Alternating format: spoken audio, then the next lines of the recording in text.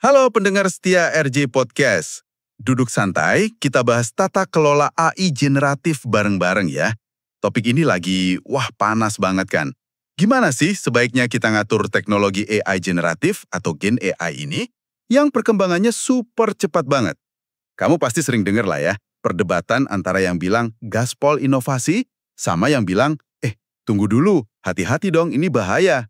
Nah, kita mau coba bedah bareng-bareng nih. Duduk perkaranya gimana? Setuju banget. Ini emang bukan cuma soal teknis lagi ya. Udah kayak pertarungan filosofi besar gitu tentang masa depan kita bareng teknologi, bareng mesin. Hari ini kita coba petakanlah ya perdebatan ini, biar kamu dapat gambaran utuhnya. Plus minusnya, terus kira-kira arahnya kemana sih? Oke, let's unpack this. Pertama banget nih, Gen AI. Apa sih bedanya sama AI biasa? Kan AI biasa lebih ke analisis data ya? Iya, betul. Kalau Gen AI ini, kayak Large Language Models atau LLM, atau model difusi gambar gitu, dia itu dilatih pakai data yang gila-gilaan banyaknya, tujuannya buat nemuin pola. Nah, dari pola-pola itu, dia bisa ngehasilin konten baru. Bisa teks, gambar, kode, audio, macam-macam deh yang niru pola tadi. Oke. Tapi penting nih dicatat, meskipun canggih, ini bukan AGI ya, Artificial General Intelligence, yang kayak di film-film, bisa mikir sendiri kayak manusia. Belum sampai sana. Gen AI sekarang tuh masih butuh perintah, butuh arahan dari kita, manusia. Nah, here's where it gets really interesting. Ada konsep menarik nih yang aku baca. Gen AI itu bukan sekedar alat, tapi bisa jadi mesin budaya baru. Gimana tuh maksudnya? Iya, jadi dia itu bisa jadi semacam agen non-manusia gitu, yang kuat banget buat nyebarin informasi dan budaya. Ingat definisi budaya kan? Intinya kan informasi yang mempengaruhi perilaku kita, yang kita dapat dari orang lain lewat transmisi sosial. Nah, AI ini jadi perantara baru yang powerful banget. Ada studi dari MIT Sloan yang bilang AI itu nggak cuma ngomong bahasa kita, tapi juga ngomong budaya kita. Sering tanpa kita sadar malah. Dia nyerap, niru, bahkan bisa nguatin bias atau pandangan tertentu dari data latihannya. Ya kan? Data latihannya dari internet, dari semua yang kita tulis, kita gambar. Wah, jadi efeknya bisa berantai gitu ya. Kalau misalnya jurnalis pakai AI buat nulis, terus biasnya ke bawah. Persis, biasnya bisa ikut nyebar ke pembaca. Rekursif gitu efeknya. Jadi ingat kata Andy Warhol yang pengen jadi mesin itu. Lewat screen printingnya kan dia kayak coba jadi mesin. Benar. Nah, menurut Barbara Gilman, Gen AI ini kayak mewujudkan itu buat semua orang yang punya internet. So what does this all mean? Pertanyaan gedenya jadi. Teknologi sekuat mesin budaya ini kita harus ngaturnya gimana? Seketat obat atau pesawat? Yang perlu izin edar, audit keamanan segala macem? Atau ya udah biarin aja bebas berinovasi kayak internet di awal-awal, yang permissionless innovation itu. Ini kan dua kutub yang sering banget dibahas. Betul, kita coba bedah satu-satu ya. Kubu pertama, yang asas kehati-hatian atau precautionary principle. Filosofinya simpel, lebih baik aman daripada menyesal. Kalau ada potensi bahaya yang katastrofik, yang gede banget, dan mungkin nggak bisa dibalikin lagi, kayak disinformasi massal, bias sistemik, atau otomatisasi kerja gila-gilaan. Nah, pembuat kebijakan wajib intervensi sebelum kejadian. Pokoknya cegah dulu lah. Nyambung ke teori masyarakat risikonya Ulrich Beck ya, AI sebagai risiko buatan baru gitu. Iya, persis. Risiko buatan yang harus dikelola ketat. Oke, itu satu sisi. Di sisi lain ada kubu asas pro-inovasi, permissionless innovation. Gimana argumen mereka? Nah, kalau mereka bilangnya gini, inovasi itu kan kebanyakan bagus ya, risikonya relatif kecil lah dibanding manfaatnya. Jadi jangan dihambat sama regulasi ketat di awal. Regulasi ketat di awal itu katanya nih, 1, bisa matiin eksperimen. 2, ngerusak ekonomi sama daya saing negara. 3, bisa jadi cuma moral panic, ketakutan berlebihan aja sama teknologi baru. 4, seringkali nggak berbasis bukti nyata, cuma senario terburuk doang. Jadi idenya, kasih lampu hijau aja dulu. Kalau ada masalah, baru deh diatasi spesifik. Kayak internet zaman dulu lah ya, 90-an 2000-an. Kurang lebih gitu. Tapi, what's fascinating here is, kadang perdebatan ideologi ini, aman versus inovasi, kayaknya bisa jadi kedok buat pertarungan pasar nggak sih? Aku agak bingung juga, kok bisa ya bos-bos big tech, kayak Sam Altman dari OpenAI atau Brad Smith dari Microsoft, malah kayak minta-minta diatur gitu. Aneh kan? Itu pertanyaan bagus. Ada analisis kritis yang bilang gini, biaya buat patuh sama regulasi ketat itu kan mahal banget ya. Audit, lisensi, ini itu, cuma perusahaan raksasa teknologi yang punya sumber daya buat ngikutin semua itu. Oh, jadi startup kecil atau komunitas open source bisa kalah duluan ya? Betul. Jadi regulasi ini secara nggak langsung bisa berfungsi kayak parit regulasi, regulatory mode, melindungi pemain besar dari persaingan baru. Jadi perdebatannya bukan cuma aman versus inovasi, tapi juga inovasi berlisensi yang dikuasai pemain lama versus inovasi bebas yang bisa diakses siapa aja, termasuk pendatang baru. Oke, menarik nih sudut pandangnya. Biar nggak kejebak debat larang versus bebas melulu, mungkin kita bisa lihat AI ini lapis demi lapis ya. Kayak stack teknologi gitu. Ide bagus. Biasanya ada 5 lapisan utama yang bisa jadi titik intervensi. Input data, terus compute infrastructure, lalu model intinya, output konten yang dihasilkan, dan terakhir aplikasi penggunaannya di dunia nyata. Oke, kita mulai dari lapisan pertama, input data. Ini soal data latihnya kan ya? Iya, betul. Isu paling gedenya di sini, hak cipta. Boleh nggak sih developer AI itu scraping data berhak cipta dari internet buat ngelatih model mereka? Nah, itu dia. Di US lagi panas kan debat fair use? Panas banget. Kantor Hak Cipta AS bahkan udah mulai nantang klaim fair use dari perusahaan AI. Mereka bilang, AI kan pakai seluruh karya, bukan cuma sebagian kecil. Terus output AI-nya bisa nyaingin karya asli, itu kan merugikan pasar kreator. Makanya banyak banget gugatan hukum sekarang. Dari Authors Guild, New York Times, Getty Images, rame lah. Ada kasus spesifik yang menarik nggak soal ini? AI-nya sendiri dianggap bukan salinan karya Getty. Tapi, pengadilan mengabulkan klaim pelanggaran merek dagang. Kenapa? Karena AI Stability Diffusion itu kadang ngasilin gambar yang masih ada watermark Getty-nya. Wah. Terus yang tanggung jawab siapa? Stability AI, si pembuat modelnya. Ini jadi preseden penting. Solusi lain ada nggak selain gugat-gugatan gini? Ada sih, mulai muncul ide lisensi kolektif. Mirip kayak di industri musik lah. Jadi developer AI bayar lisensi buat pakai data, nanti kreatornya dapat kompensasi. Di Inggris udah ada rencana tuh, Generative AI Training License. Oke, next layer. Compute, infrastruktur. Ini soal hardware-nya ya? GPU, TPU yang mahal-mahal itu? Bener banget. Ngelatih model AI yang gede itu butuh ribuan GPU, jalan berbulan-bulan. Biayanya luar biasa mahal. Ini jadi choke point strategis banget. Makanya ada kontrol ekspor dari US itu ya, buat cegah Cina, Rusia dapat chip AI canggih kayak Nvidia. Persis, itu kebijakan utamanya sekarang di lapisan ini. Terus dampaknya gimana tuh kontrol ekspor? Ya, dampaknya jadi ada semacam kelangkaan compute global yang sengaja diciptakan AS, tapi ironisnya, ini nggak cuma ngerugiin China atau Rusia, negara lain juga kena imbas, termasuk sekutu AS sendiri, dan banyak negara berkembang kayak India, Brazil, termasuk kita juga Indonesia.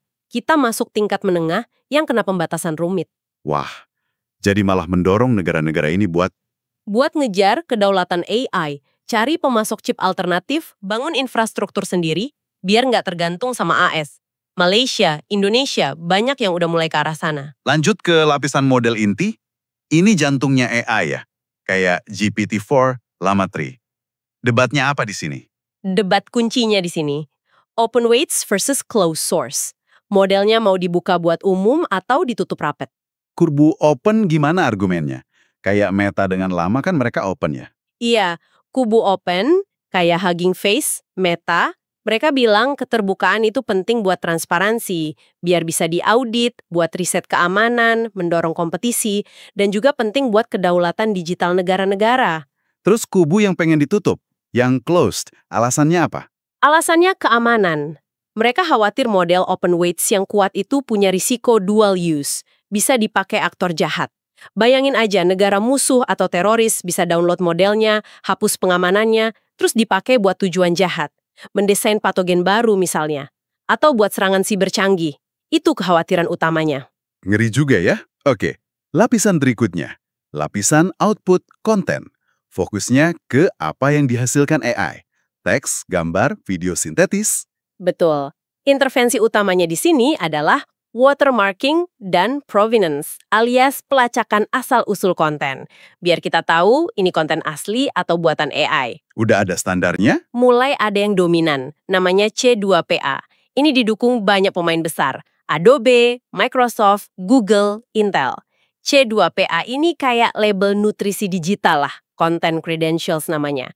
Dia ngasih info kapan konten dibuat, pakai alat apa, kamera biasa atau AI, sama riwayat editnya. Penting nih. Jadi dia nggak bilang kontennya benar atau salah ya? Enggak, C2PA cuma nunjukin asal-usulnya. Soal percaya atau enggak, ya tergantung siapa yang nanda tanganin credential itu. Google katanya udah mau integrasiin ini di fitur About This Image mereka. Oke, terakhir, lapisan aplikasi, use case. Ini udah paling ujung ya, penerapan AI di dunia nyata? Iya, di lapisan ini, filosofi yang lagi banyak dianut terutama di AS dan Inggris, itu pendekatan sektoral. Jadi jangan atur teknologinya, modelnya secara umum, tapi atur penggunaannya berdasarkan tingkat risiko di sektor-sektor spesifik. Contohnya gimana tuh, sektor berisiko tinggi? Ya, kayak pemilu, soal deepfake, disinformasi, keuangan, kejahatan finansial penipuan, kesehatan, diagnosis medis, terus ketenaga kerjaan, diskriminasi algoritma pas rekrutmen. Nah, penggunaan AI di area-area ini yang diatur lebih ketat. Ini dianggap jalan tengah yang paling pragmatis sih saat ini. Oke, biar lebih kebayang nih. Kan sering dipakai analogi ya buat ngatur AI. Tapi katanya hati-hati juga sama analogi. Bisa salah arah. Bener banget. Analogi itu membantu, tapi bisa menyesatkan kalau nggak pas. Yang paling umum dan mungkin agak bahaya itu analogi AI sebagai kecerdasan manusia. Ini bikin kita mikirnya langsung ke utopia atau distopia ala Terminator gitu kan. Padahal mungkin lebih sehat kalau kita lihat AI sebagai teknologi kuat, tapi ya tetap alat yang bisa kita kontrol, kayak listrik misalnya. Oke, terus analogi populer lainnya apa aja? Ada soal FDA kan ya? Iya, FDA, obat. Usulannya model AI yang paling canggih, yang frontier model itu, diperlakukan kayak obat berisiko tinggi. Perlu izin pra-rilis, perlu uji klinis, evaluasi kapabilitas, red teaming buat cari kelemahan, terus perlu pengawasan pasca pasar, laporin kalau ada insiden. Kedengerannya bagus. Kelemahannya apa? Kelemahannya, analogi ini dianggap lemah. Kenapa? Obat itu kan relatif stabil ya. Kalau AI sifatnya non-deterministik, perilakunya bisa berubah tak terduga, bahkan setelah dirilis. Risiko AI itu sering disebut Naikian uncertainty atau ketidakpastian radikal. Kita bahkan nggak tahu apa yang nggak kita tahu. Ini bikin persetujuan pra-rilis yang benar-benar menjamin keamanan itu ya hampir mustahil. Oke, masuk akal sih. Gimana dengan analogi keselamatan lalu lintas, mobil? Ini kayaknya lebih sering kedengaran ya? Iya, ini cukup populer. Idenya, kita kan nggak ngelarang mobil buat ngatasin kecelakaan kan. Yang kita atur itu ekosistemnya. Ada fitur keamanan wajib di mobil, seat belt, airbag, crash test. Ada standar infrastruktur jalan, ada lisensi pengemudi, SIM. Jadi, terapin ke AI gimana? Jangan larang modelnya, tapi wajibkan ada seat belt di AI-nya, pengaman bawaan. Lakukan crash test, red teaming, dan yang paling penting mungkin, terapkan SIM atau lisensi buat developer atau pihak yang deploy AI di area berisiko tinggi, kayak medis atau keuangan. Satu lagi, analogi internet, Section 230, yang ngasih perlindungan hukum buat platform itu. Betul. Idenya, kasih perlindungan hukum biar inovasi jalan terus, permissionless. Pertanyaannya jadi, apakah pembuat model kayak OpenAI harus ikut tanggung jawab kalau output model mereka dipakai buat hal berbahaya atau ilegal? Analogi ini pro-inovasi banget. Tapi ya itu tadi, risiko sosialnya bisa jadi gede banget kalau nggak ada tanggung jawab sama sekali. Jadi kesimpulannya, nggak ada satu analogi pun yang sempurna ya? Kayaknya gitu. Kemungkinan besar, pendekatan terbaik itu bakal hybrid. Campuran dari beberapa analogi, berlapis-lapis, dan lihat konteks penggunaannya. Mungkin kayak FDA buat model yang paling canggih dan berisiko. Terus kayak SIM buat aplikasi di sektor berisiko tinggi. Dan mungkin ada semacam safe harbor tapi dalam lingkup terbatas. Kayak di regulatory sandbox buat startup atau proyek open source biar bisa eksperimen dulu. Tepat sekali. Harus adaptif dan lihat tingkat risikonya. Oke, sekarang kita geser sedikit lihat dampak sosial ekonominya. Setiap teknologi gede kan pasti ada plus minusnya ya. Kita mulai dari sisi negatifnya dulu kali ya. Boleh. Pertama, yang sering dibahas, disinformasi dan pemilu.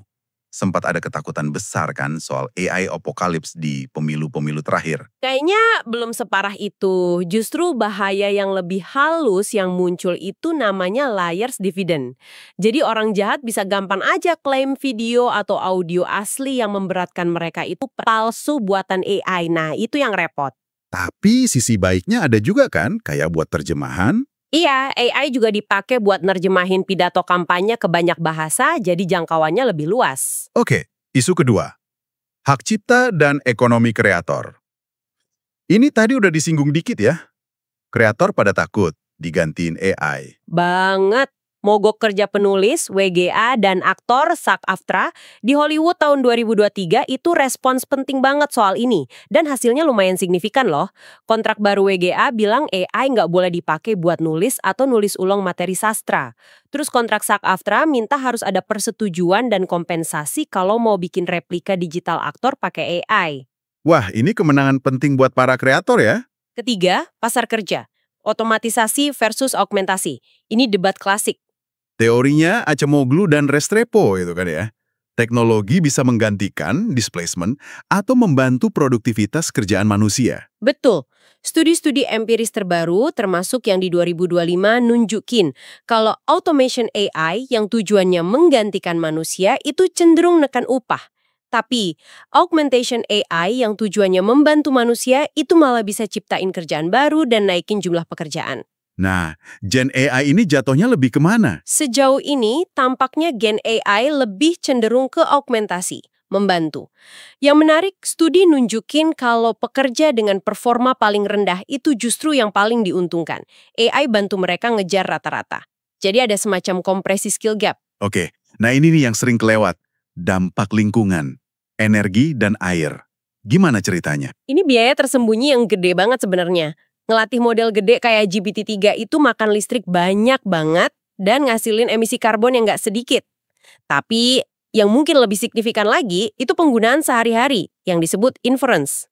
Pas kita semua nanya ke ChatGPT atau pakai tool AI lainnya, itu bisa nyumbang 60-90% dari total energi yang dipakai. Sebanyak itu ya? Ada perbandingannya nggak? Ada perkiraan kasar, satu query ke ChatGPT itu bisa 100 kali lebih boros energi dibanding 1 kali Google Search. Meskipun ada juga klaim tandingan soal efisiensi model baru kayak Gemini dari Google. Tapi klaim efisiensi ini Susah diverifikasi, karena perusahaannya kurang transparan soal data konsumsi energi mereka. Ini masalah besar, belum lagi soal konsumsi air. Pusat data itu haus banget, butuh air jutaan galon per hari buat pendinginan. wow, udah ada upaya ngatur ini. Udah ada coba di California bikin legislasi soal transparansi energi dan air buat AI tapi gagal atau diveto. Jadi ini bukan cuma masalah teknis tapi udah jadi masalah politik juga. Oke, itu tadi sisi-sisi negatif atau tantangannya ya. Sekarang kita lihat sisi positifnya dong. Pasti ada kan? Banyak. Pertama, lonjakan produktivitas. Laporan dari McKinsey, BCG semua bilang Gen AI ini bisa jadi batas produktivitas baru. Contohnya, di customer care bisa naikin produktivitas 30-45%, di marketing 5-15%. Studi BCG nunjukin konsultan non-teknis bisa ngerjain tugas data science pakai Gen AI yang sebelumnya nggak mungkin mereka kerjain sendiri. Tantangannya lebih ke adopsi sih, gimana biar karyawan di lini depan mau dan bisa pakai. Kedua, aksesibilitas dan inklusi. Ini gimana? Potensinya besar banget buat bantu teman-teman penyandang disabilitas. Misalnya teknologi bantu kayak Synapse yang jadi penerjemah bahasa isyarat berbasis AI. Keren. Tapi ada risikonya juga. Ada risiko disability bias kalau data latihnya nggak mencerminkan keberagaman penyandang disabilitas. Selain itu, AI bisa bantu tutup kesenjangan bahasa buat bahasa minoritas. Tapi di sisi lain ada risiko dominasi bahasa Inggris makin kuat dan keragaman budaya malah terkikis. Jadi pedang bermata dua. Ketiga, demokratisasi buat UMKM. Ini kayaknya penting banget buat Indonesia ya. Penting banget. UMKM jadi bisa akses alat canggih yang dulu cuma bisa dipakai perusahaan gede.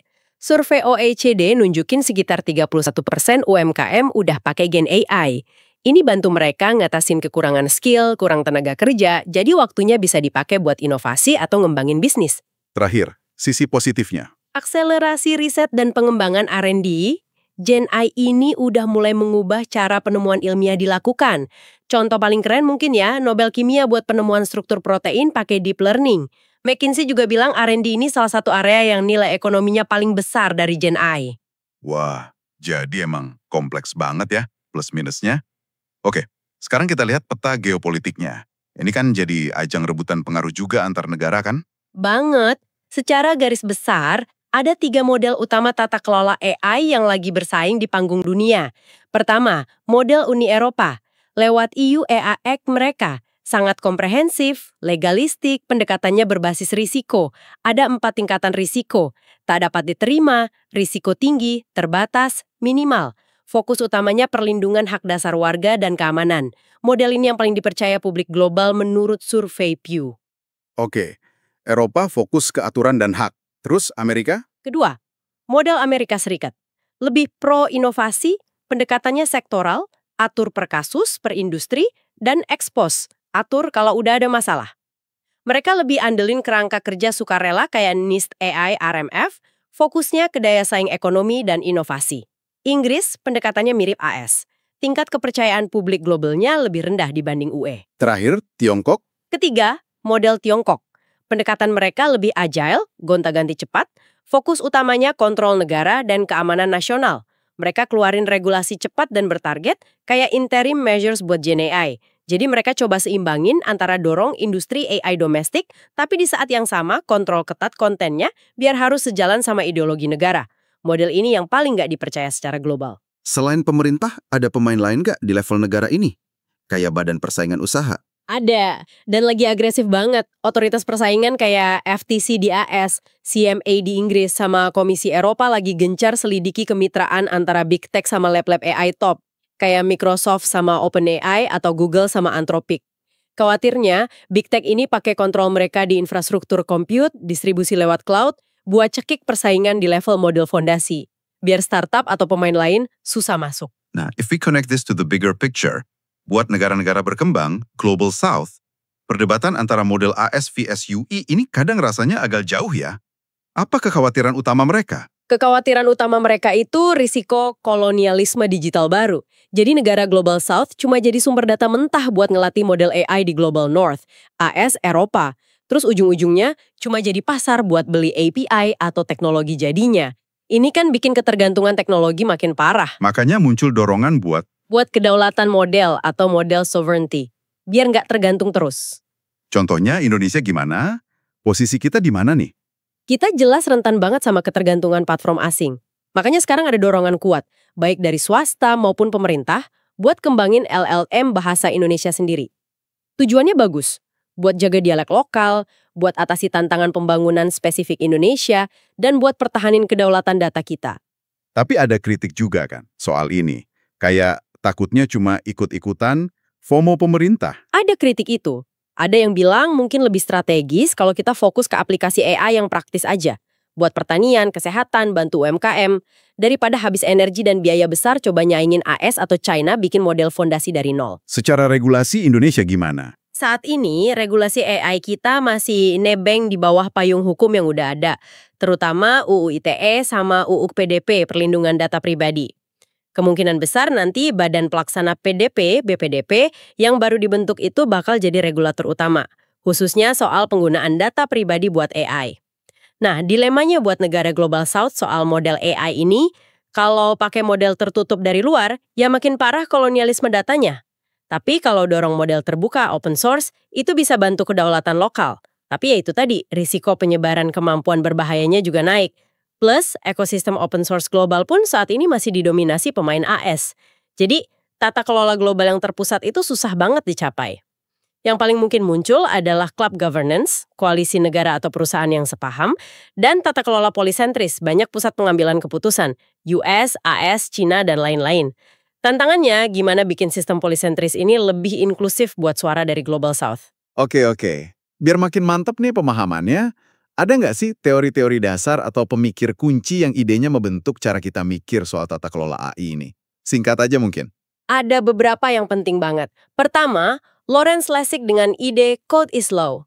Maksudnya? Maksudnya, arsitektur software, pilihan desain yang dibuat engineer, mau modelnya terbuka atau tertutup, mau pasang filter keamanan apa enggak, itu sendiri udah jadi semacam hukum de facto yang ngatur perilaku kita.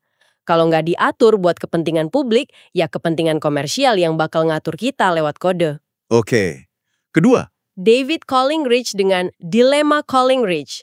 Intinya, susah ngatur teknologi pas masih baru karena kita belum tahu dampaknya, tapi juga susah ngatur kalau udah telat karena teknologinya udah terlalu kuat atau tertanam di masyarakat. solusinya gimana dong kalau gitu? Solusinya bukan berhenti berinovasi, tapi intelligent trial and error, belajar sambil jalan.